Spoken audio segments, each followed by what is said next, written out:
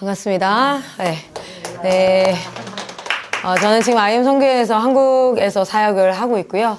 이제 오늘은 컨퍼런스는 사실은 설명을 좀 들으러 오는 내용도 있겠지만 사실상은 이 사역을 좀 하고자 할 때 구체적으로 어떤 부분들을 알아야 될까, 실질적인 거. 물론 동기부여도 필요하죠. 저희가 뭐 이제 왜 이 사역을 하는지 이런 마음들도 나누고 이렇게 하는데, 그런데 이제 그것도 필요하지만 실질적으로 이 사역을 알고 하든지 안 하든지 간에 함께 좀 기도하는 그런 네트워크를 형성하고 한다고 했을 때 우리는 구체적으로 어떤 스텝을 밟을 수 있을까, 이런 부분들을 좀 한번 이야기를 나누고 싶어요. 근데 이제 초반에 간단히 제가 조금 얘기를 하자면, 사실은 저는 교육 사역을 하려고 시작했던 게 아니었어요. 제가 이제 하나님 앞에 예수님을 만나고 그게 진짜 사실이 되니까 저한테는 두 가지 감정이 동시에 들더라고요. 첫 번째 감정이 하나님 앞에 감사와 찬양이었어요. 그러니까 제가 제 인생에서 제가 책임질 수 있는 건 아무것도 없구나라는 것들을 깨달았는데, 그런데 내가 할 수 있는 게 아무것도 없는데 하나님이 나의 주인 되심을 깨닫고 정말 감사한 마음과, 동시에 저희 어머니 아버지는 아직도 예수님을 믿지 않으세요. 저희 가족들은. 그러다 보니까 그러면 저 사람들이 지옥 간다는 것도 저한테는 굉장히 확실해지더라고요. 그러니까 복음이 뚜렷해지면 뚜렷해질수록, 하나님 나라와 그 사랑이 뚜렷해지면 뚜렷해질수록 그 밖에 있는 자들, 외인들을 향한 마음을 하나님께서 같이 부어주실 수밖에 없는 가정 환경이었어요. 저희 어머니 아버지를 보면서도 그랬고, 그러면서 이제 아무리 노력해도 제 안은 사실 지금도 솔직히 말해서 어떤 믿음이 있냐면 이런 믿음이 있어요. 우리 엄마 아빠는 바뀌지 않을 거야. 그러니까 하나님을 믿는 믿음도 있지만 제 안에 경험되어진 믿음 중에 하나가 뭐냐면 안 바뀔 거야. 왜냐면 저희 어머니 아버지가 어떤지를 아니까. 사실 가족을 대할 때 더 그런 마음이 들 수 있잖아요. 그래서 하나님 앞에 최선을 다해서 지금도 복음을 증거하지만, 제가 처음 사역 시작할 때 마음이, 하나님, 내가 모르는 사람한테 복음 전할 수 있겠어요. 그래서 열심히 복음을 전할 테니 저희 부모님 좀 책임져 주세요라는 그런 마음으로 사실은 사역을 시작했고요. 그러면서 하나님이 나라들을 보게 하셨고, 그래서 저는 열방 사역을, 그러니까 열방 선교사를 꿈꾸면서 IM 선교회 사역을 시작했는데, 그런데 정작 보니까 선교 사역을 나 혼자 나가서 일이 되는 게 아니잖아요. 그렇게 혼자 나갔던 선교사님들이 거기 가서 굉장히 힘들더라고요. 재정도 어렵고요. 그리고 인력도 힘들고요. 그리고 이제 혼자 할 수 있는 일이 한계가 있어요. 아무리 그래도. 그런데 미국이나 다른 이제 우리보다 좀 먼저 되었던, 우리가 전도받은 나라지 않습니까? 먼저 된 팀들을 보니까 협력 사역을 하고 있는 거예요. 자, 그러면 협력 사역을 해야 되는데, 사실상 보니까 우리나라는 지금 이 선교사들을 데리고 나갈 수 없는, 그러니까 각 교회가 선교 사역은커녕 교회의 영적 재생산도 안 되는구나. 그래서 제가, 저의 꿈은 열방 선교입니다. 저의 꿈은 열방 선교이고 저희 선교회의 꿈도 열방 선교인데, 그 열방 선교로 가는 프로세스 중에 하나가 한국을 선교해야겠구나. 그래서 한국 교회가 추후에는 선교하는 한국이 될 수 있도록 만드는 것. 이것이 1차 스텝이겠다. 그렇게 했고요. 그리고 그 한국 교회와 함께 우리 선교단체가 선교사를 하나 파송하는 정도의 선교가 아니라 모든 대한민국 교회가 열방 선교를 하는 그러한 꿈을 꿔보자 라고 하면서, 지금 여기 이렇게 이제 한번 좀 이게 계속 꺼져서 자, 이렇게 보시면 실제 요 영상들은 아마 많이 보셨을 거예요. 제가 영상도 많이 올렸기 때문에. 이게 무슨 거냐면 10년간 통계입니다. 2011년에서 2020년 통계인데, 주요 교단의 6개의 교단, 그래도 우리나라에 좀 크다라는 교단이죠. 그 교단의 교인 숫자가 800만 명이었어요. 10년 전에, 11년 전이죠.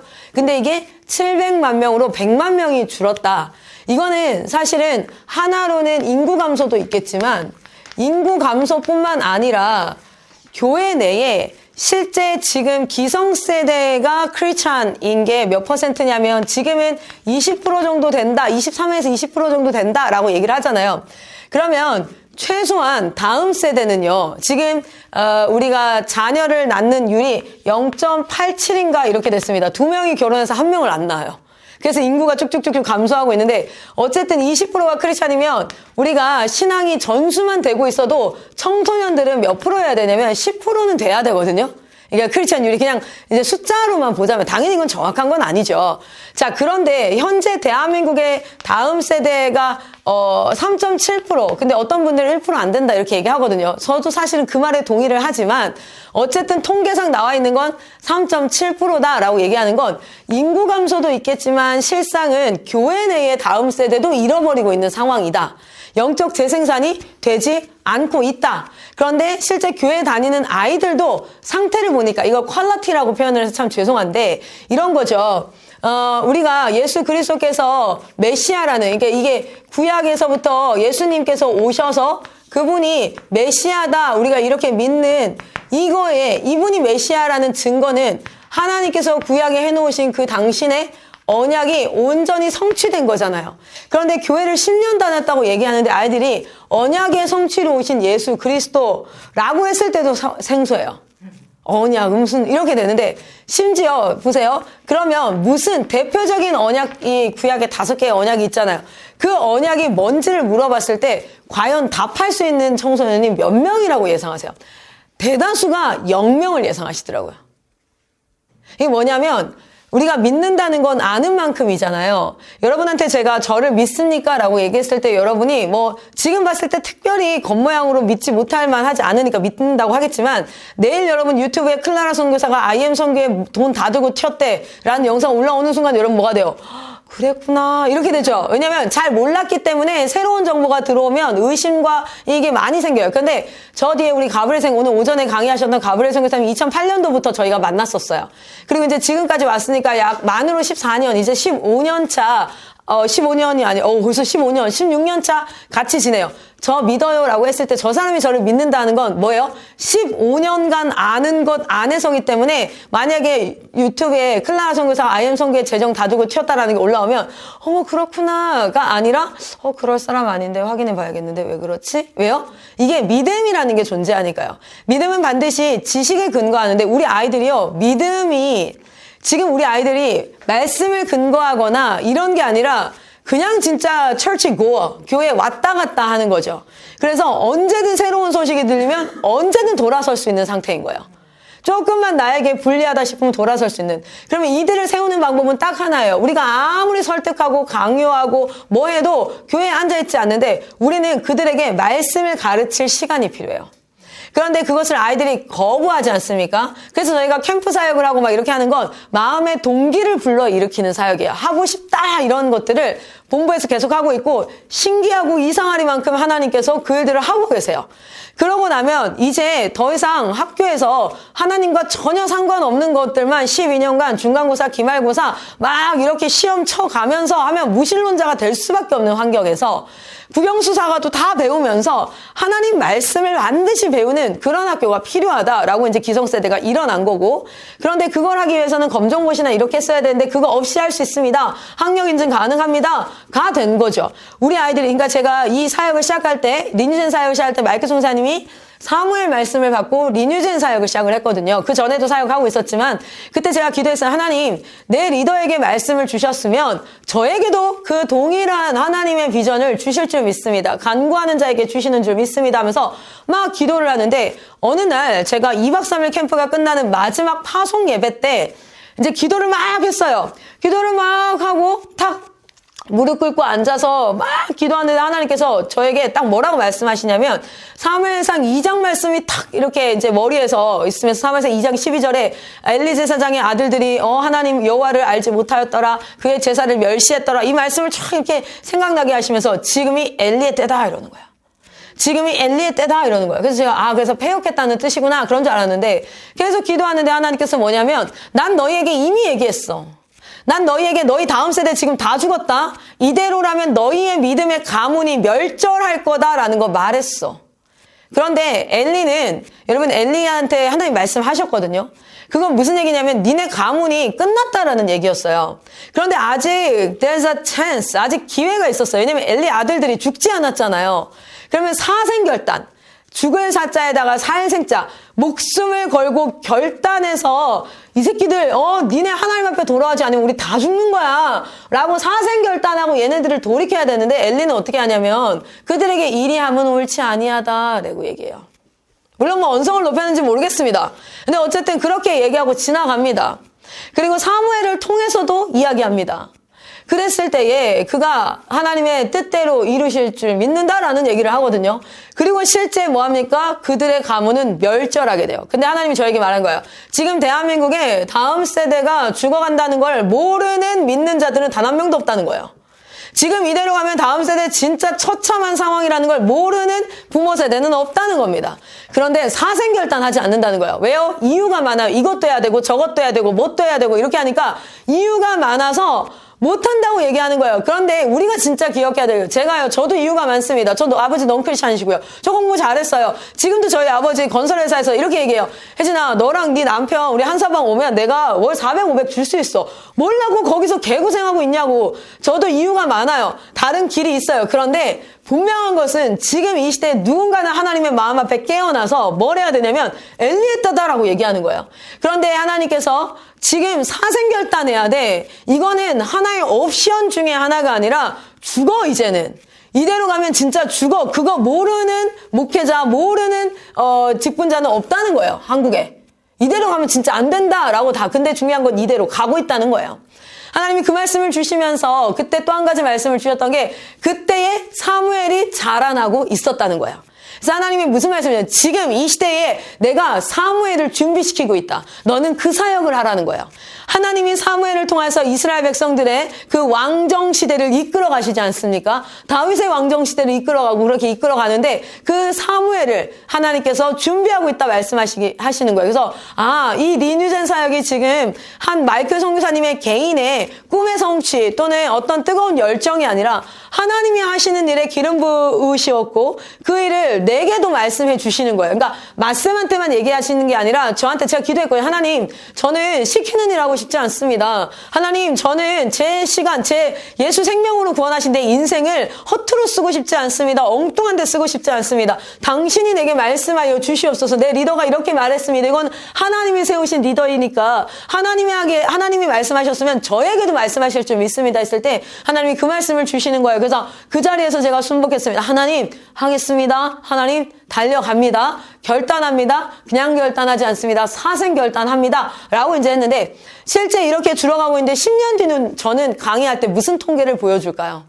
저는 그런 생각이 들어요. 내가 10년 뒤에도 강의를 한다면 나는 어떤 통계를 보여줄까? 그런데 여러분 아세요? 그 10년 동안 그냥 가만히 있으면 우리는 이와 비슷한 통계를 보여주겠는데요. 제가 하나님 앞에 기도해요. 하나님, 나는 10년 뒤 통계를 바꾸고 싶습니다.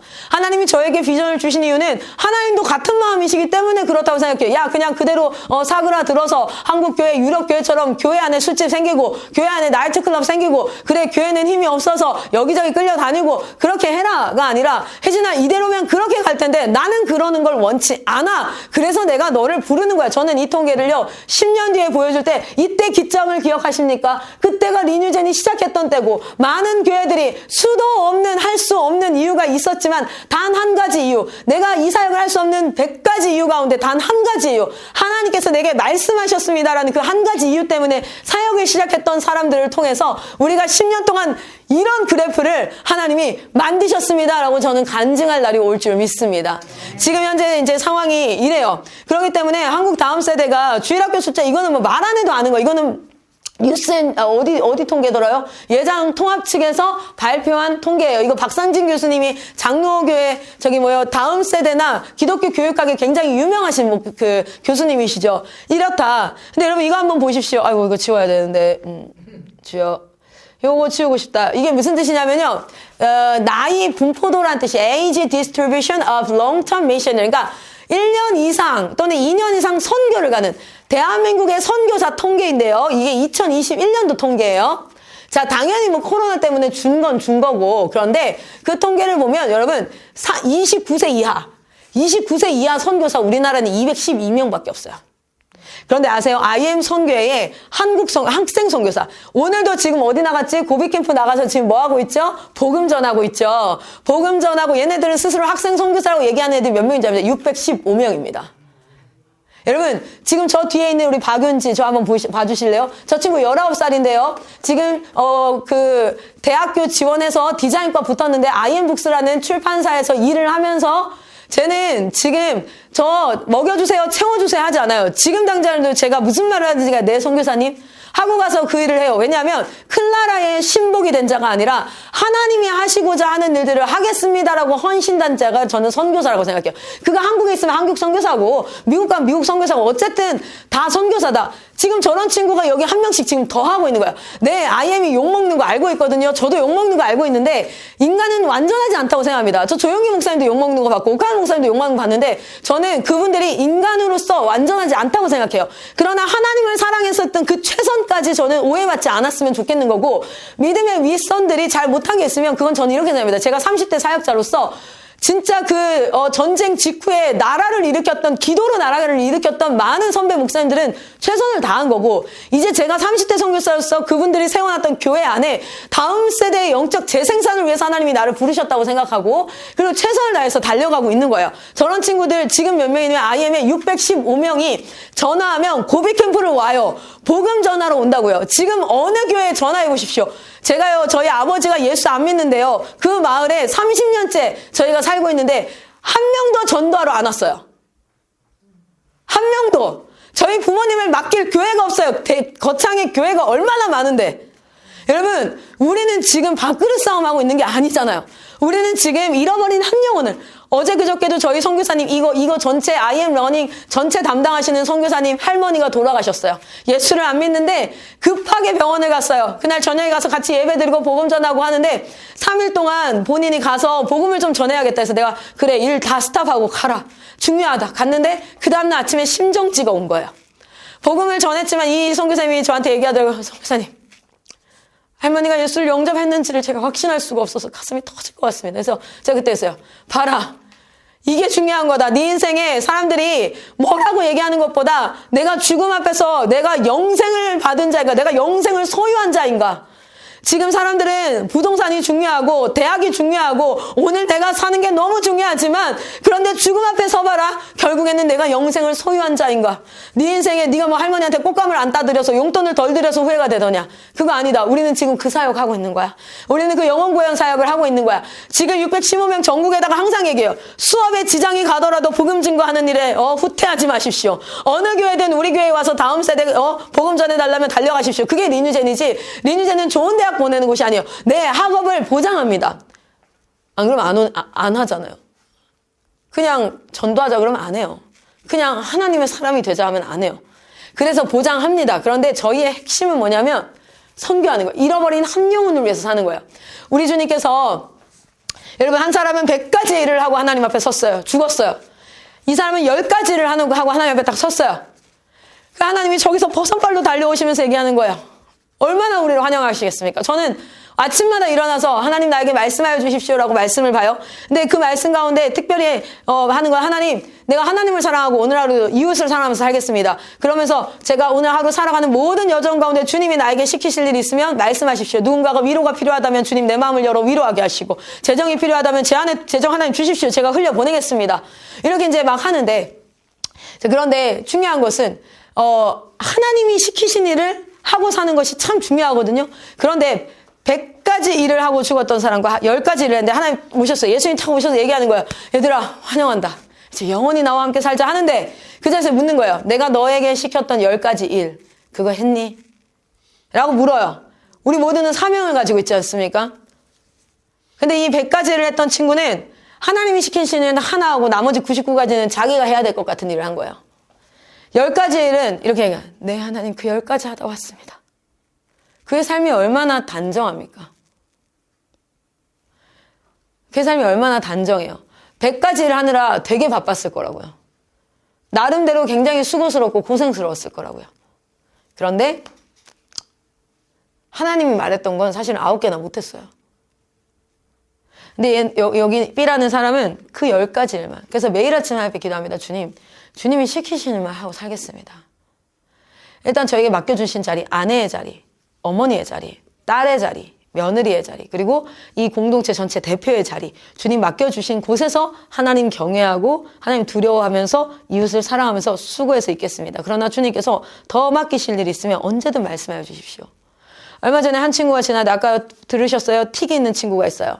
근데 지나가는데 마음에 착함을 주면서 아유 힘들지 이렇게 하는데 제 마음 가운데 하나님 막 위로하고 싶은 마음이 많이 들었어요. 그래서 막 위로하고 대화 나누는데 오늘 그 친구가 저한테 쪽지를 하나 썼더라고요. 오늘 하나님이 글쌤을 통해서 제 마음을 위로해 주셨어요. 저는 그냥 되게 거창한 일도 물론 선교예요. 네, 맞아요. 그런데 그냥 매일매일 그냥 하나님이 하시고자 하는 일이 있는데 영이신 하나님께서 뭐 오늘 누가 울고 있어 안아줄 수 있어 아니죠. 누구에게 마음을 부으셔서 하시잖아요. 저는 그 일에 쓰임받고 싶거든요. 근데 한국 교회를 바라볼 때 여러분 30세 미만 선교사 212명인데 벌써 615명 됐어요. 할렐루야. 여러분 진짜 이거 하나님 영광 받으십시오. 아멘. 그리고 30대 사역자, 저 30대 사역자입니다. 지금 하나 보탰고, 저기 30대 사역자 보태고, 얘네들 크면 30대 사역자 되고, 애들한테 얘기했어요. 초등학생 선교사에서, 니네가 자라나면 중등학생 선교사, 고등학생 선교사, 그리고 대학생 선교사, 청년 선교사, 부모 선교사, 쭉쭉쭉쭉 밀고 가자. 새로운 세대가 쭉쭉쭉쭉 밀고 가서 하나님 앞에 전인생 선교사로 세워지자. 여러분, 그것을 준비하는 곳이 12년의 학교가 되었으면 좋겠습니다.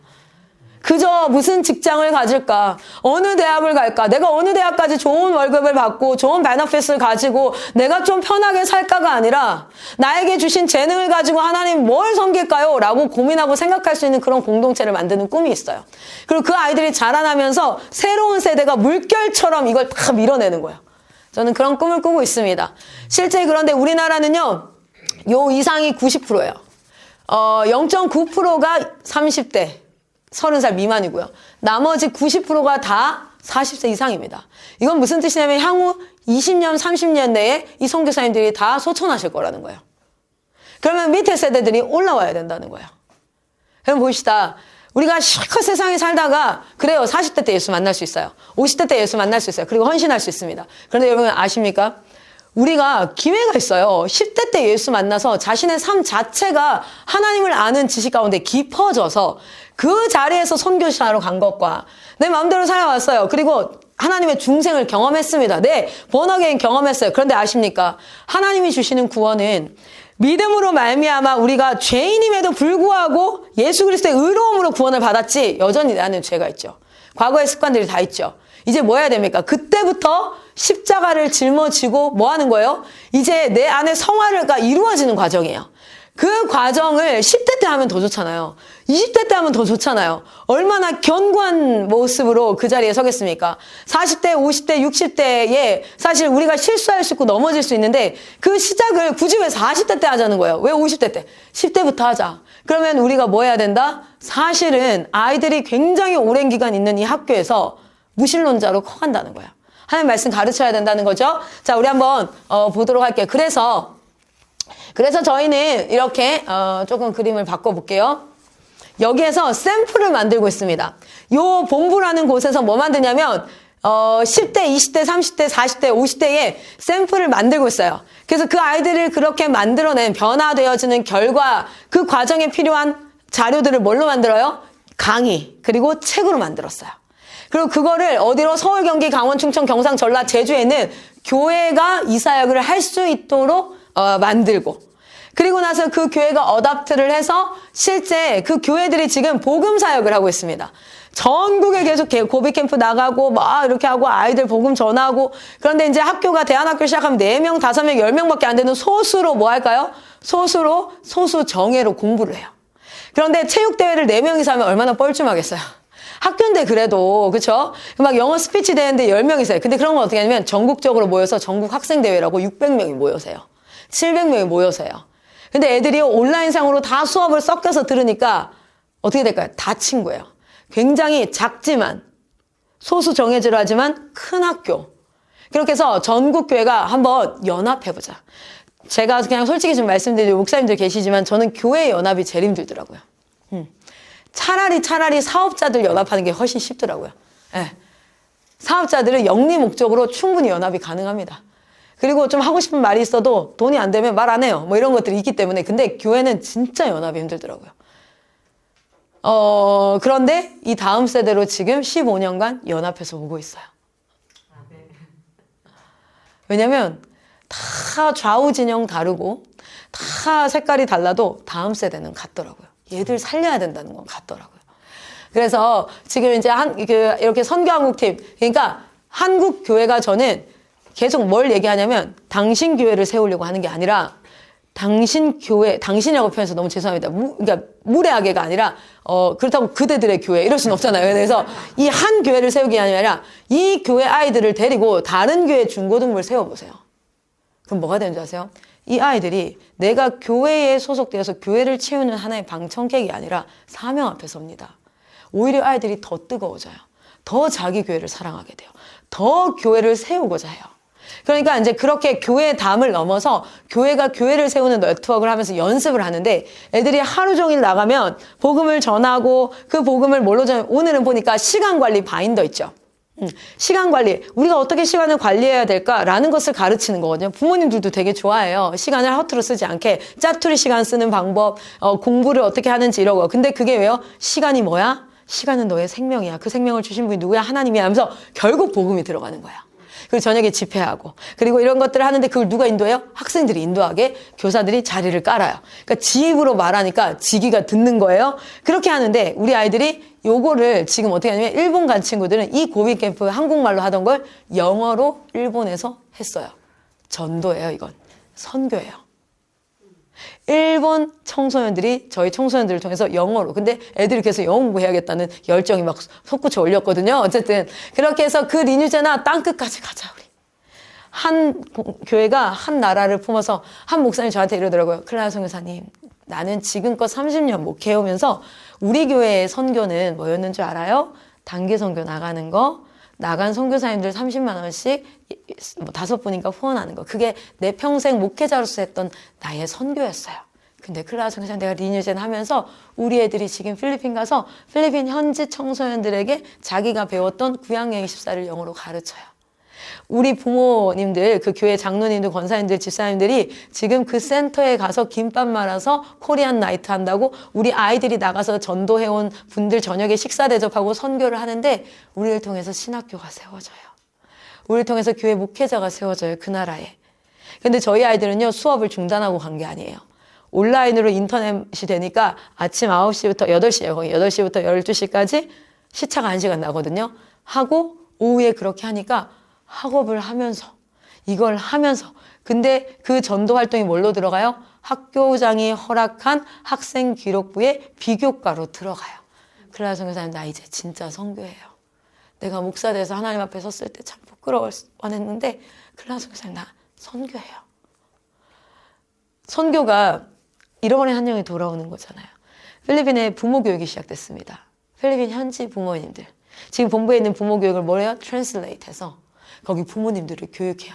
그래서 그들에게 얘기합니다. 육아는 당신의 자녀를 키우는 게 아니라 창조 사역에 동참되는 거예요. 아담을 창조하실 때 이미 그는 온전한 사람이었습니다. 오늘날은 어떻습니까? 응애응애 아무것도 할 수 없는 아이로 태어나요. 그래서 뭡니까? 하나님이 이 창조 사역이 아직 안 끝났다고 얘기한 거예요. 네 손을 통해서 20살이 돼서 성인이 됐을 때 하나님의 다스림을 받는 온전한 사람으로 키워내라는 사명을 주셔서 우린 지금 이 창조 사역을 이어가는 게 육아예요. 그래서 네 자식을 키우는 게 아니라 하나님의 그 창조 사역에 동참된 건데 우리가 이 창조 사역에 순종되지 못하면 20살 됐을 때 하나님을 주인으로 모신 자가 아니라 하나님이 없는 자로 이 땅에 파송이 되어져요. 당신은 창조 사역에 동참된 자예요. 그렇게 지금 부모 교육이 한국에서만 되고 있지 않아요. 탄자니아에서도 할 거예요. 필리핀은 16살에 아빠가 누구인지 모르는 아이를 임신하는 여자아이들이 꽤 많은 나라입니다. 그곳에서 그럼에도 불구하고 너는 하나님 앞에 그 사명을 받은 자야. 그리고 그 사명 앞에 이 아이가 오늘 쓰레기를 줍고 살아도 괜찮아. 그러나 하나님이 자신의 왕되심을 알고 여러분 저는요 쓰레기 줍는다고 불쌍하다고 생각하지 않아요. 모두가 다 미국 가야 되고 모두가 다 막 한국처럼 잘 살아야 된다고 생각하지 않아요. 쓰레기를 줍고 살아도요 하나님이 나의 왕되심을 알고 그 안에서 자족할 수 있다면 저는 불쌍하다고 생각하지 않습니다. 그런데 오늘도 월스트리트가에서 연봉 막 10억, 20억씩 받아가면서도 영생을 소유하지 않은 자는 전 불쌍하다고 생각해요. 그래서 이렇게 열방 끝까지 갑시다. 이게 사실은 IM 선교의 사역입니다. 조금만 더 갈게요. 그러기 위해서 저희가 본부를 이렇게 운영하고 있는데요. 얼마 전에 재정 때문에 막 이렇게 올라왔던데 예를 들어 보면 이제 교회는 국가는 모든 기관을 등록하도록 하고 있죠. 왜냐하면 관리를 하기 위해서. 교회는 어떻게 등록이 되겠습니까? 우리 중간 번호가 아마 52번이 82번인가요? 82번인가 뭐 이렇게 해가지고 고유 번호가 나오죠. 각 기관들은 모두 다 고유 번호가 나오거나 사업자 번호가 나오죠. 그래서 이제 82가 맞죠. 맞아요. 교회는 근데 요 번호를 받으면 요 목적에 따라만 써야 돼요. 근데 만약에 교회가 카페를 통해서 전도를 하고 싶어요. 그러면 그냥 카페 1층에다, 교회 1층에다 카페 만들어 놓고 그냥 팔고 이렇게 하면 될까요? 안 됩니다. 이건 뭐 해야 될까요? 네, 사업자를 내야 돼요. 일반 음식점까지는 아니지만 카페 그 사업 있죠. 간이라든지 뭐 이런 사업자를 내야 돼요. 그리고 이 사업자, 이 법에 준하게 세금이 접목되죠. 여기는 이제 비영리이기 때문에 세금이 없죠. 물론 이것들이 지금 세금을 이렇게. 근데 여기는 부가세라든지 개인 사업자가 되기 때문에 소득세. 그래서 대체적으로 목사님이 사업자 주가 되기도 하고, 뭐 집사님이 한 분 세워서 하기도 하고, 뭐 이렇게 청년이 하기도 하고, 이렇게 목적에 따라서 하게 돼요. 또 예를 들어 교회 건물이 꽤 커서 교육관이 있는데, 교육관에 게스트하우스를 지었어요. 게스트하우스를. 그리고 그 게스트하우스를 대여를 할 수 있게 이렇게 했어요. 그러면 이건 뭘까요? 주택 임대 사업을 내야 돼요. 임대 사업자를 내야 됩니다. 그럼 거기에 맞게 또 세금을 내고 이렇게 운영을 해요. 이게 이제 합법적 운영이죠. 그리고 이제 교회들은 이 추구되어진 추구되어진 이익을 뭐 할까요? 사실은 교회에서 선교, 그리고 이제 교회 그걸로 쓰지 않겠어요? 그렇게 하기도 하고. 어쨌든 이건 다 개인 사업자들이기 때문에 개인이 결정을 해서 헌금을 하기도 하고 아니면 그냥 영리를 취하도 상관없는 거예요. 근데 지금 이제 IM 선교회는 어떻게 하고 있냐면 선교회가 있어요. 그래서 이제 선교회는 백석대신에 속해져 있고요. 대한예수교 장로회 백석대신에 대표 조재영이라고 되는데 되게 생소한 이름 같지만 마이크 선교사님 한글 이름이 조재영이에요. 거기에 이제 속해져 있어요. 그리고 저희는 선교회가 있는데 선교회는 선교의 목적을 가지고 있고 그리고 이제 그 말 그대로 교회의 기능을 하죠. 사람들에게 포교 활동을 하고 그리고 말씀을 가르치고 뭐 이렇게 하는 것들을 하는데 저희는 학교 밖 아이들, 그러니까 학교를 그만두고 나온 아이들을 교육을 하고 있기 때문에 비영리 민간단체로 있어요. 비영리 민간단체. 그래서 캠프나 이런 것들은 이거 사역이죠. 그렇죠? 그런데 저희가 예수복지소 캠프는요. 학업을 이렇게 하기 때문에 비영리 민간단체로 운영을 하고 있어요. 요거가 한국 다음 세대 살리기 운동본부라는 법인이 있습니다. 여기 대표가 이혜진인데 제 이름이에요. 그리고 이제 비영리 민간단체로서 주된 사업이 청소년 선도 지도자 양성, 청소년 지도 육성을 위한 민간 자격증 발행, 이게 CBUP나 뭐 이런 것들도 하기도 했죠. 뭐 평생교육이라든지 이렇게 학교 밖 아이들을 할 수 있는 것들은 요걸 가지고 저희가 하고 있습니다. 이것 또한 비영리예요. 둘 다 이거는 비영리 목적이고요. 그런데 이렇게 하다 보니 이 안에서 우리가 하고 있는 강의나 책들을 다른 사람들에게 강의를 하고 판매를 하고 이렇게 하는 것들이 뭐냐면 지금 개인 사업자인데 정보통신 판매 사업자라고 해서 IM러닝이 있어요. IM러닝이라고 이거는 정보통신 판매 사업자입니다. 그래서 강의 같은 온라인 강의들을 판매를 해요. 그리고 나서 수익이 들어오면 소득세, 부가세를 내고 나서 이 개인 사업자의 소득이 돼요. 거기에 개인 사업자 대표가 이수열 우리 선교사님이시고요. 그 선교사님이 사례비 70만 원과 그 다음 그걸 빼고 나면 다 어디다가 헌금하고 있냐면 선교회에 헌금을 하고 있어요. 왜냐하면 다음 세대 사역과 그것을 위해서 쓰기 위해서. 그러니까 그리고 이제 책은 IM북스라는 출판 여기 지금 사업자를 다 띄워놓은 이유가 뭐냐면 저희가 그냥 규모 없이 다 주세요. 알아서 쓸게요. 이게 아니라 이거에 따라서 이건 출판 사업자입니다. 그리고 이제 개인 여기서 소득을 우리는 헌금을 하고 있거든요. 사실 이 두 분은 헌금을 안 해도 무방해요. 헌금을 안 하고 그냥 소득을 하고 세금 다 내고 자기의 개인 소득을 해도 돼요. 그런데 이제 두 분 다 선교사님이기 때문에 다 헌금을 해요. 왜냐면 여기 이제 그 아이들이 내는 학비로는 사실상 운영이 다 안 돼요. 지금 본부는 그것만 하는 게 아니라 캠프다. 오늘도 고비 캠프 갔는데 그 교회에다가 돈 한 푼 안 받거든요. 근데 가는데 30명이 갔어요. 그럼 일단 밥을 한 끼를 먹어야 돼. 거기서 한 끼 해주는데. 그래도 올 때. 그리고 기름값. 그리고 애들 이제 데리고 나가면 저희가 물품 같은 것들도 막 이렇게 사고 이러면 항상 고비 캠프는 우리가 돈을 주고 가는 거고 지난번에 전국 학생대회 600명인가 700명 모였을 때 그때에도 다 이제 작은 교회들이 함께 모이고 있기 때문에 저희가 비용을 그 명성수양관에 5만 원을 내요. 그래서 사역자들은 다 5만 원 냈고 그리고 학생들은 6만 원을 내도록 했어요. 그리고 했을 때 마이너스가 1,800만 원이 났어요. 그런 것들을 어디서 하냐면 요렇게 사업자로 저희가 했던 것들을 가지고 지금 하고 있습니다. 어쨌든 한국 본부는 계속해서 다음 세대 사역에 힘을 쓰고 이렇게 이제 하고 있다라는 것들을 말씀드리기 위해서 이렇게 이제 법인 관련해서도 한번 말씀을 드렸고요. 얘는 왜 계속 꺼질까요? 자, 그래서 저희가 지금 뭘 하고 있냐면 각 교회에 다음 세대를 양육하는 공동체를 세우자라는 거예요. 공동체를 세우자. 자, 리뉴젠이라고 하면 뭐냐면 홀리 트리니티 시스템이라는 교과 과정을 채택한 학교예요. 홀리 트리니티 시스템이라는 교과 과정을 채택한 학교입니다. 제가 목이 아파서 계속 이걸 하고 있었는데 엄청 걸리적거리네요. 네. 자, 그래서 홀리 트리니티 시스템이란 뭐냐면 일반 학교라고 한번 생각을 해보시면 학교는 뭘 가르칠까요? 국어, 영어, 수학, 사회, 과학, 기술 과정도 배우고요. 미술, 예체능 이런 거 다 배우죠. 근데 우리는 이 학교를 인생을 살아갈 준비를 한다. 더불어 우리는 참된 그리스도인으로서 하나님 앞에 뭐가 필요하죠? 우리는 구원 사역이 필요해요. 인간은 살아가면서 핵심적으로 무엇이 필요합니까? 예수를 만나야 되죠. 네, 이거 한번 해주세요. 네, 됐습니다. 자, 그래서 핵심적으로 그래서 우리는 이 학교가 평생을 살아가다가 주님 앞에 섰을 때에 그리스도인으로 인생을 마감할 수 있도록 해야 된다. 그래서 여기 학교의 커리큘럼이 이렇게 채택된 게 우리나라 일반 그거죠. 네, 이게 안 되죠. 그래서 잠시만요. 배터리 가야 될 것 같아요. 여기서 저는 이거 돼가지고 그럴 것 같아요. 잠시만요. 디스플레이 됐나요? 네. 감사합니다. 네, 감사합니다.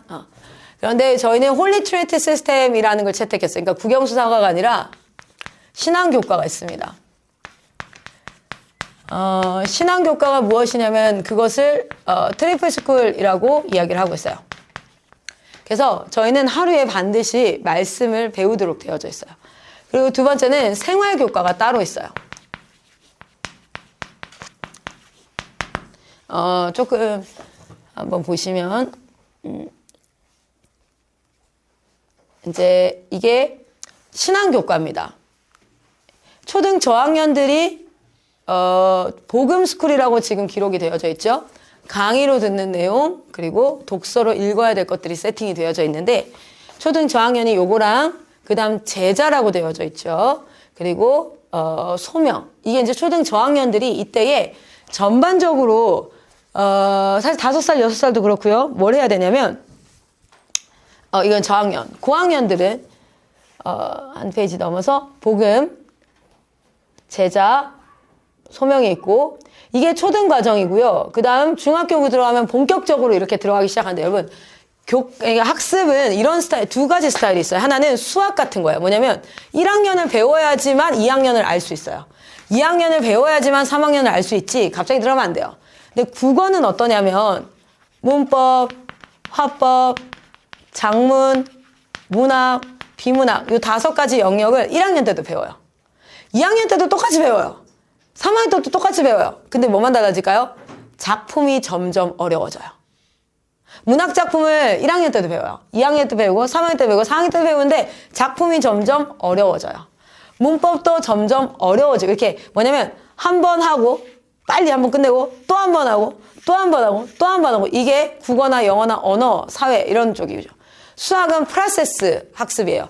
이걸 해야지만 그 다음을 할 수 있고 그 다음을 할 수 있고 그 다음을 할 수 있고 신학을 저희는 어떻게 채택했냐면 이걸 알아야지만 그 다음이 아니라 복제소라고 해서 성서신학과 조직신학과 역사신학과 그 다음 실천신학 이거를 빠르게 초등학교 1학년 때 한 번 초등학교 2학년 때 한 번 3학년 때 한 번 점점 깊어지게 그런 식으로 지금 책을 구성을 해서 이걸 꼭 배워야 된다 라고 해서 이제 우리가 그리스도인이라면 아이들이 이런 부분들 그리고 성탄의 의미와 사실 고난주간에 대해서 많이 아는데 오히려 죄에 대해서 근데 부활을 누리는 자여야 하잖아요 저희가 그래서 부활절에 대해서 이런 것들을 이제 아이들한테 교육을 하면 이게 중학교 과정으로 이제 들어가고요 제자라 그래서 실질적으로 그냥 바로바로 아이들한테 이런 뭐 원죄와 자범죄의 결과가 어떠한지, 신자들이 이 세상에 있을 때 받는 복은 무엇인지, 죽을 때 이런 것들을 공부를 시키는 거예요. 아시잖아요. 사실은 소요리 문답이 누구에게 가르쳤던 겁니까? 사실 10대들에게 가르쳤던 거잖아요. 근데 우리 아이들이 이거 하나도 몰라요. 죄가 뭔지도 모르고 이렇게 되니까 이런 부분들을 이제 쭉 교육하고, 그리고 이제 하나님 나라 백성들은 이런 관리들을 어떻게 해야 되는지, 기도에 대해서 뭐 이런 것들 쭉 교육하고, 그리고 이제 소명이라는 건 이런 복음을 아는 자가 가정에서는 어떻게 살아야 되나, 직장에서는 어떻게 살아야 되나, 사회에서 나는 어떤 역할을 해야 되나, 이런 것들을 이제 공부할 수 있도록 이렇게 세팅을 쭉 해놔서 되어져 있어요. 이게 이제 4단계로 가면 또 이렇게 고등학생 과정으로 세팅이 되어져 있습니다. 그래서 이거를 침례교에서도 검토를 했었고, 장신 쪽에서도 합동 측에서도 다 검토를 했을 때, 야, 이건 그냥 신학이다. 그리고 이 정도 알면 진짜 대박이다. 뭐 이렇게 얘기를 했었는데, 이것이 교과목 세팅이니까 어쩔 수가 없이 알아야 돼요, 애들은. 실제 이번에 기독교 교과서 그 막 싸움이 왜 일어나고 있습니까? 그 세계사 책 안에 14페이지인가요? 이슬람 교리를 외우게 되어져 있죠. 그러니까 교과서는 약 한 3페이지당 한 문제가 나온다고 생각하면 돼요. 문제를 낼 때 골고루 내야 되기 때문에 교과서 페이지당 3개에서 4개 중에 한 문제를 내게 돼 있어요. 기독교는 2페이지예요. 2페이지인가? 1페이지인가 그래요. 이슬람은 14페이지가 나오고요. 그리고 거기에 이슬람 기초 교리들이 기록되어져 있어요. 근데 그거를 어떻게 해야 돼요? 점수 받으려면 외워야 돼요. 그러니까 지금 그렇게 계속 들어오고 있잖아요. 그러니까 이제 우리가 아이들을 가르칠 때 그냥 학교 가면 돼가 아닌 세상이 된 거죠. 네. 자, 그리고 이제 생활 교과가 있다고 말씀드렸잖아요. 예를 들면 심플하게는 이렇게 볼 수 있어요. 아이들한테 당연히 니네가 알아서 배워야 된다고 생각했던 것들을 이렇게 다 가르칩니다. 시간 관리, 공간 관리, 뭐 건강을 어떻게 관리해야 되는지. 근데 사실 이거 배워야 되거든요. 굉장히 중요한 영역들이에요. 그리고 뭐 언어 관리라든지 하지 말아야 될 말, 꼭 해야 될 말, 장난이라는 게 뭐예요? 제가 아이들한테 가르치는 게 이거예요. 장난은 애들이 이거 툭툭 치고 막 이렇게 와 싸웠어. 그러면 장난인데 이렇게 얘기해요. 얘들아, 장난의 정의는 하는 나도 재밌고 당하는 이 친구도 재밌고. 근데 그렇다고 장난 아니야.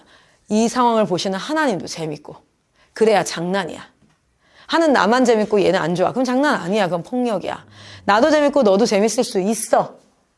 그런데 그게 하나님이 불편하면 그건 장난 아니야. 장난에 대한 정의를 해요. 장난은 하는 나도 즐겁고 유쾌해. 이 사람도 즐겁고 유쾌해. 그리고 이 상황을 보시는 하나님도 즐겁고 유쾌해. 그게 장난이야. 참 위트 있다라고 얘기하는 거야. 뭐 이런 부분들 이제 교육을 해야죠. 감정 관리. 싫은 것과 옳은 것, 그른 것, 분노, 짜증 다스리기, 긍정적인 감정 표현하는 것, 재정 관리, 물건 관리. 그리고 나서 이제 가장 내 거라고 생각될 수 있는 수면력. 여러분, 사실은 언제 자고 언제 일어났냐가 신앙생활의 핵심입니다. 왜냐면 내가 자고 싶을 때 자고 내가 일어나고 싶을 때 일어난다? 그게 뭐냐면 자기 중심성을 강화시켜요. 성경에서 죄는 결국 한마디로 이거잖아요. 자기 중심적이잖아요. 먹고 싶은 걸 먹고 먹기 싫은 걸 안 먹는 건 자기 중심성을 강화시켜요. 그러면 무엇을 먹어야 되냐? 하나님 주신 내 몸에, 이 몸에 건강할 것을 선택할 수 있는 힘이 있어야 돼요. 그것을 먹고, 그리고 내가 이게 안 좋다는 걸 알면 안 먹을 수 있어야 돼요. 그리고 자고 일어나는 것은 사실은요, 하여튼 이런 부분들을 아이들한테 교육을 합니다. 그리고 뭐 이제 공동체 이제 뭐 인사하는 것부터 청소 훈련, 책임감 훈련, 관계도 부모와 자녀의 관계를 교육을 시켜요. 여러분, 아이들한테 이런 얘기를 합니다. 용돈을 받으면 반드시 그 용돈에 대해서 사용을 보고할 의무가 있어. 일반 회사에서도 회사 돈을 누군가에게 주면 그것을 어디에 썼는지 영수증 청구를 다 해. 보고할 의무가 있어. 그건 그냥 너한테 당연히 주어지는 게 아니야. 부터 시작해서 부모의 의무와 자녀의 의무를 가르쳐요. 부모가 내게 의무를 다하지 않는다 할지라도 나는 자녀로서의 의무를 다 해야 됨을 가르칩니다. 뭐 이런 부분들을 교과 과목으로 세팅해서 가르쳐야 되거든요. 그런데 우리는 지금까지 국영수사과를 다 배우고 나서 알아서 배우게. 근데 알아서 배우려고 했는데 좀 느리고 잘 모르는 애들 있죠. 눈치가 둔하고 이런 애들은 뭐가 됩니까? 문제아처럼 취급합니다. 얘 왜 이래? 근데 사실 잘 보면 가르친 적이 없어요. 모르는 거 너무 당연한데 다른 애들 다 잘 알아서 하는데 니는 왜 이걸 못하니? 라고 되는 영역이 사실은 생활교과예요. 생활교과를 예절훈련, 관계 뭐 이런 것들, 그리고 리더십 훈련 이런 부분들을 가르치도록 하고 있습니다. 네. 자, 그리고 저희가 가르치는 교과를 뭐라고 얘기하고 있냐면 선교 교과가 있습니다. 마지막 시대 그리스도인에게 선교는요, 모든 사람에게 주어진 사명이기 때문에 아이들을 선교를 지역 선교. 그래서 네가 속한 지역의 평안을 구하는 선교. 그래서 지금 아이들 막 고비 캠프 나오고 한다설 나오고 전도 막 하죠. 두 번째 영역 선교. 뭐냐면 정치계가 회복되어야 되고 경제계가 회복되어져야 되고 또는 예술계라든지 이런 영역들. 그래서 아이들이 꿈꾸게 하는 거야. 하나님이 내게 어디에 십자가 꽂으라고 하는지. 그래서 그 영역 선교랑 리셋바라는 걸 하고 있고요. 그리고 이제 열방 선교까지. 그러면서 내가 오늘 우리마트 슈퍼 가게 사장으로 살아도 내가 선교적 마인드를 가지고 지역 선교를 하고 있다는 것을 인식하고 그렇게 오는 손님들을 맞이하고 그렇게 살 수 있는 한 사람을 양육하는 거죠. 그리고 마지막에 학습교과입니다. 학습교과에 아이들이 기독교 교재를 기반으로 영어, 수학, 사회, 과학 이런 것들을 배울 수 있도록 하고 있어요. 그래서 아이들이 뭐 과학을 배워도 그냥 과학을 배우는 게 아니라 창조론, 그냥 이제 물질이 어쩌고 저쩌고 막 이런 걸 배우는 게 아니라 그 교과서 자체가 어떻게 되냐면 하나님이 만드신 데는 다 목적이 있다. 목적대로 쓸 때 가장 건강하다. 그래서 입으로 물건 집을 수 있어요. 양손이 무거우면.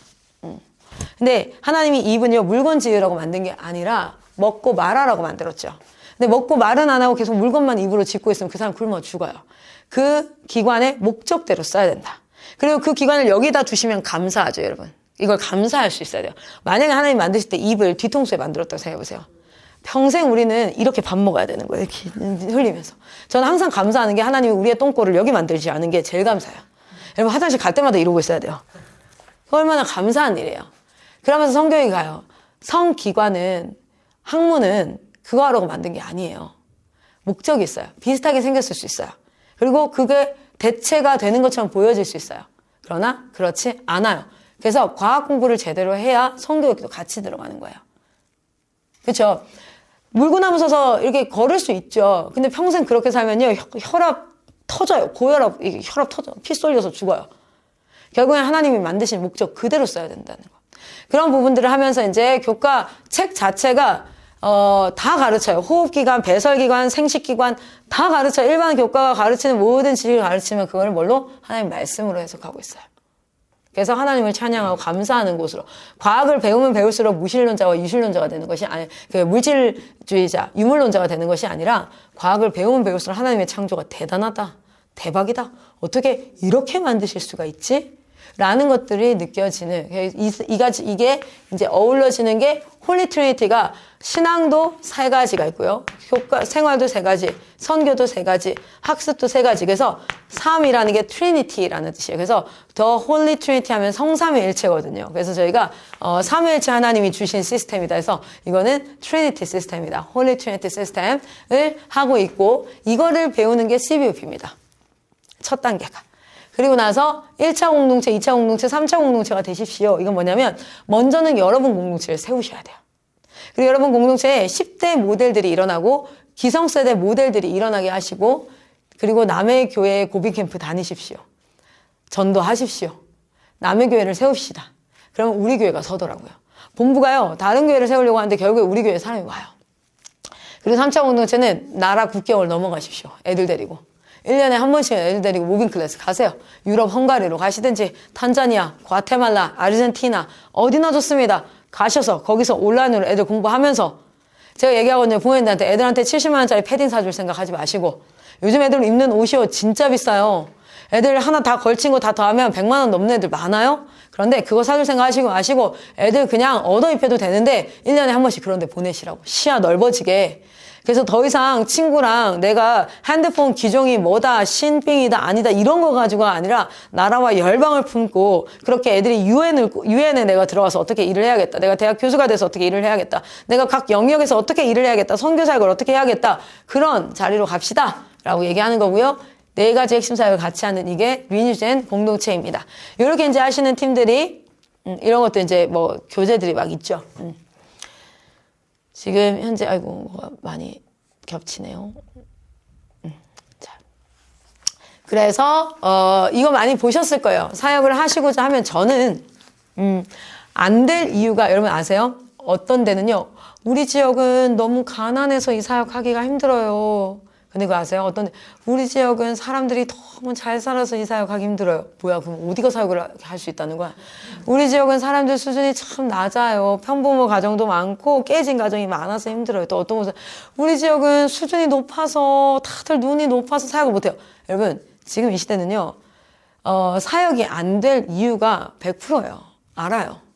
그런데 단 한 가지 이유. 예수께서 하신다면 하는 거예요. 그렇기 때문에 저는 이렇게 저한테 이래서 못한다는 얘기 하지 말라고. 그러면 그냥 하지 않으시는 거라고. 그러나 예수께서 하라 하시면 하는 겁니다.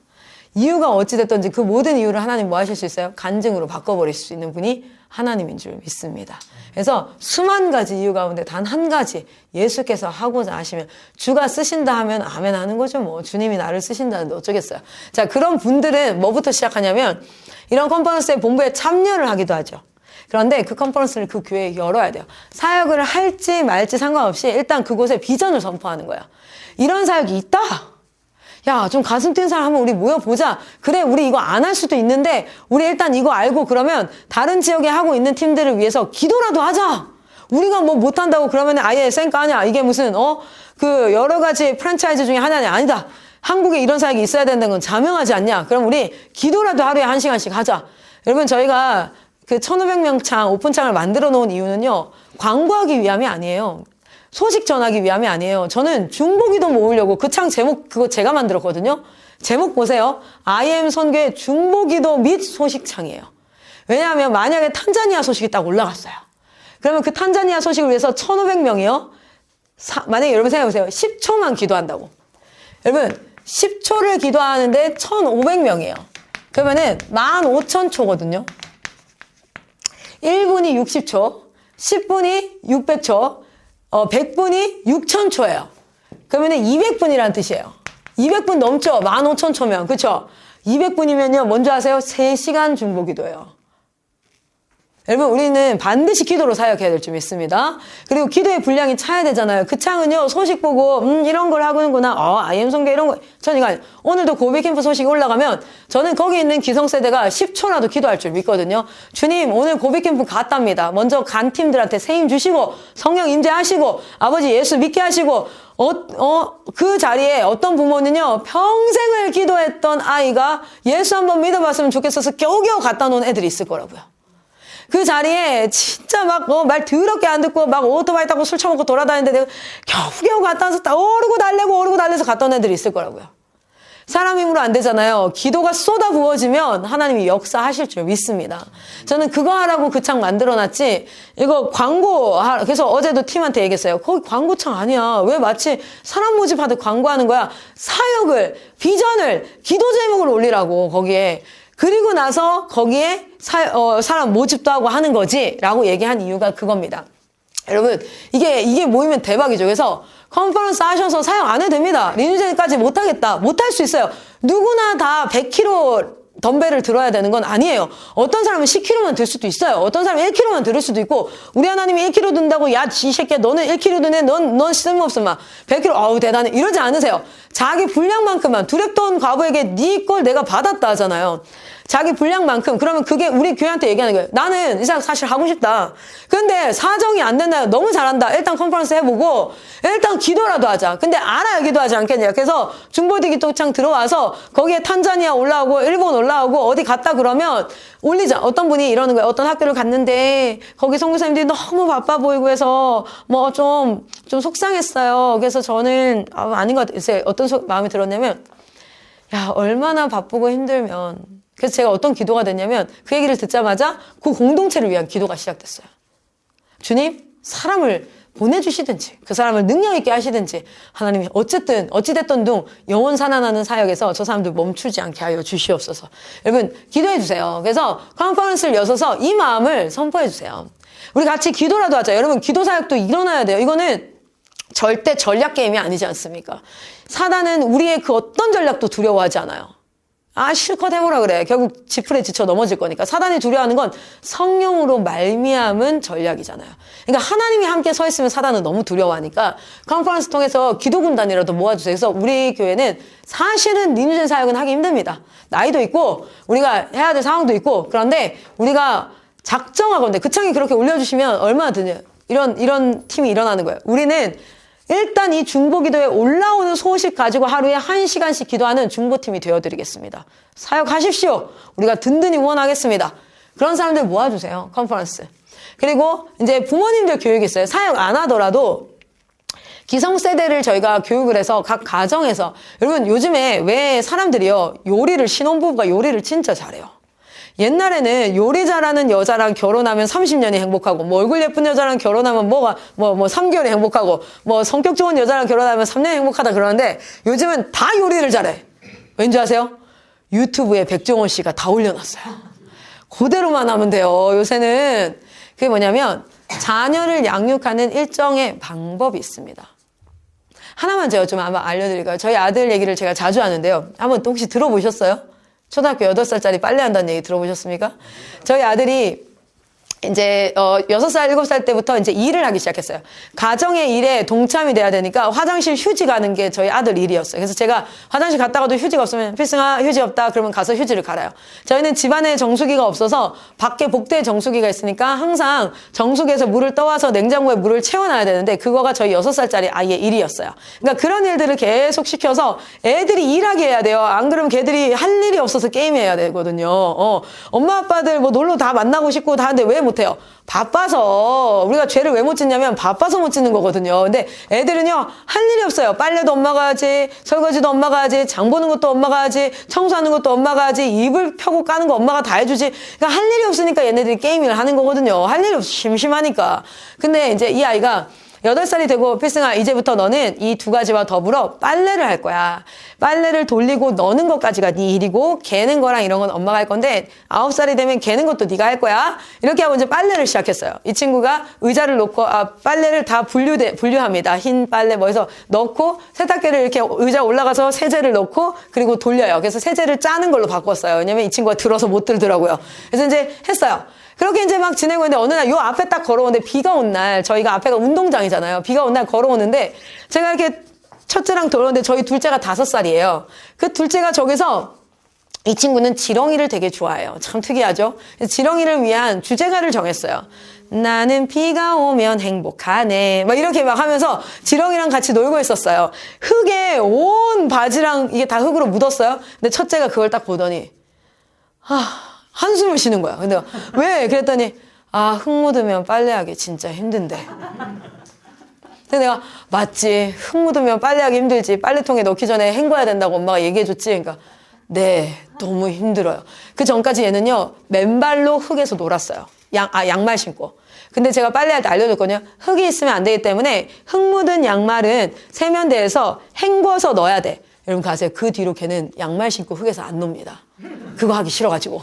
어쨌든 이렇게 제가 그럼 필승아 저 빨래는 엄마가 해줄게. 그랬더니 갑자기 얘가 엄마 감사해요. 여러분 8살짜리가 빨래 해준다고 고맙다고 했어요. 보세요. 여러분 평생 애들 빨래 해줘도 17, 18살 아이들이 빨래 해준다고 고맙다고 합니까? 당연히 그건 엄마 일이니까. 내 일이 아니니까. 안 해주면 이상한 게 되는 거죠. 교육을 어떻게 하느냐에 따라서 그 아이가 좀 더 착하고 좀 더 성숙한 게 아니에요. 아이들에게 어떻게 교육하느냐에 따라서 사실은 그 말을 할 수밖에 없는, 그러니까 이게 원래 네 일이라는 걸 알려줘야 돼요. 그리고 그 일을 가끔 엄마가 도와주는 거지, 그래서 고마워야 될 일이지 당연한 게 아닌 거를 알려줘야 돼요. 재정교육을 할 때도 제가 얘기합니다. 재정교육할 때 중학교 기본 용돈은 40만 원이라고 가르쳐요. 중학교 기본 용돈은 50만 원이라고 가르쳐요. 5만 원이 아니라고. 왜냐하면 우리가 생각하는 용돈은 지가 먹고 싶은 거 먹는 게 용돈인 줄 알죠. 아니에요. 용돈은 생활비여야 돼요. 여러분이 왜 함부로 옷을 못 삽니까? 왜 함부로 나도 좋은 데 가고 싶고 비싼 거 먹고 싶고 좋은 차 타고 싶고 하고 싶지만 왜 안 돼요? 정해진 월급이 있고 거기서 나가야 될 내가 살려면 집세 뭐 보험 나가야 될 거 다 알고 그리고 남는 돈이 얼마인지 아니까 절제가 되거든요. 애들은 그런 개념이 없어요. 너 하나 키우는데 얼마나 걸린 줄 알아? 얼마나 나는 몰라. 그냥 자기 용돈은 내가 먹고 싶은 거 먹으면 되는 거예요. 그건 뭐인 줄 아세요? 이기적으로 키우고 있는 거예요. 집에 들어가는 것만 되면 되는 거예요. 그래서 걔 용돈에서 핸드폰비가 나가고 월세가 나가고 뭐 머리 감는 거 샴푸, 린스 이런 것들이 싹 다 나가고 그리고 남는 돈이 3만 원에서 6만 원, 7만 원이 되면 돼요. 그러면 아, 이게 생활력이라는 게 생겨요. 그래서 이제 기타 등등 그런 부분들에 대한 부모 교육을 사실은 이건 사역을 하지 않아도 한국교회가 좀 이게 하나님 나라 원리인데 하나님은 그냥 너는 요만큼만 알고 내가 시키는 것만 해 하지 않으시잖아요. 만약에 그랬다면 우리 모두에게 지금도 구름기둥과 불기둥이 있어서 다 인도를 했을 거예요. 너 이거 해? 네 알겠습니다. 너 이거 해? 네 알겠습니다. 근데 우리 아이들을 그렇게 키우거든요. 엄마가 시키는 걸 해야 돼요. 아빠가 시키는 거예요. 그게 아니라 하나님은 통전적으로 하나님의 말씀 딱 아주 심플하게 하나님을 사랑하고 이웃을 사랑하는 것 딱 주시고 나서 십계명 딱 주시고 나서 그 안에서 자기가 분별해 보라 그래요. 생각하고 결정하고. 그런데 그 결정이 불순종이었을 때 어떤 결과가 오는지를 하나님이 그대로 경험하게 하십니다. 그래서 그것을 몇 번 경험한 이스라엘 백성들이 이제는 좀 하나님 앞에 선을 결정해야 되는데 계속 에발산과 그린심산 앞에서 계속해서 악을 결정하는 어리석음을 범하지만 그래도 끝까지 하나님은 그 교육 방식을 포기하지 않으세요. 어떻게 교육하시냐면 시키는 대로가 아니라 분별해라, 생각해라. 그래서 그 분별함 가운데 하나님을 사랑하기로 결정했던 사람을 그렇게 사랑하셨어요. 그렇게 기뻐하셨어요. 다윗의 장막을 너무너무 기뻐하셨어요.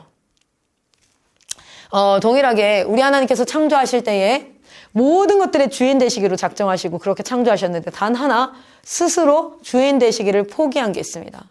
그것이 무엇입니까? 우리의 마음이에요. 우리의 마음까지 주인 되지 않으셨어요. 바벨탑을 쌓을 때 보면 이렇게 나옵니다. 저들이 마음을 먹어 이렇게 마음을 합하니까 내가 어찌할 수가 없었더라 그래요. 왜 그러냐면 우리의 마음, 제가 초능력이 있어서 여러분의 마음을 조정해서 저를 사랑하고 따르고 따르게 만든다. 사랑하게 만든다. 그건 사랑이 아니죠. 그런데 그냥 이런 관계에서 저를 그냥 생각하는 마음에 어느 날 클라스에 이게 좀 필요할 것 같아요. 좀 갖고 왔어. 그리고 제가 막 슬퍼하고 있으면 옆에서 위로하고. 그건 뭐예요? 제가 시킨 게 아니라 이 사람이 진짜 마음을 나에게 주는 거잖아요. 선물을 받을 때 선물 내용도 좋지만 선물을 준 그 사람의 마음이 내게 도달하는 거잖아요. 그래야, 그러니까 하나님이 마음의 주인이 되지 않기로 작정하신 건 이렇게 말씀하신 거예요. 나 진짜 너랑 사랑하고 싶다. 네 사랑을 받고 싶다. 너의 마음을 받고 싶다. 제사보다 순종이 낫다라고 얘기한 건 그냥 규칙을 지키는 제사가 아니라 마음을 받고 싶다라는 것이지 않겠어요. 그래서 우리 아이들에게도 그 하나님의 마음을 사실 말씀 가운데 좀 가르치고 하는 이런 것들이 부모 교육을 통해서도 일정 부분 진행이 될 수 있습니다. 그래서 부모 교육을 열심히 하면 참 좋겠다는 생각이 들어요. 리니젠을 하지 않더라도. 그리고 이제 목회자 세미나나 뭐 이제 캠프 사역들을 같이 하실 수도 있어요. 그러니까 리니젠을 안 해도 사실 캠프 사역 같이 할 수 있고요. 이렇게 할 수 있습니다. 그리고 이제 본격적으로 하실 분들은 CVP를 통해서 좀 교육을 저희가 온라인으로 요런 아까 얘기했던 홀리 트리니티 시스템 있죠. 요거를 3개월 과정으로 좀 만들어 놨어요. 그 외에도 부모대안학교, 부모님들이 들으면 너무 좋은 강의들이에요. 훈계를 어떻게 해야 되지? 뭐 이제 예를 들어서 재정교육 어떻게 해야 되지? 뭐 식습관을 어떻게 잡아야 되지? 가정예배 어떻게 드려야 되지? 자녀 양육의 뭐 발달 단계, 성교육 다 들어가 있죠. 그리고 나그리스도인이라고 해서 홀리 트리니티 시스템의 신앙교육에 해당하는 걸 또 강의 찍어놓고 영단속도 있고요. 교회학교 지원센터는 이 트리플 스쿨 전문 과정입니다. 그리고 이제 뭐 온택 회화 이런 것들이 막 있고요. 그리고 그 사이트에 들어가 보시면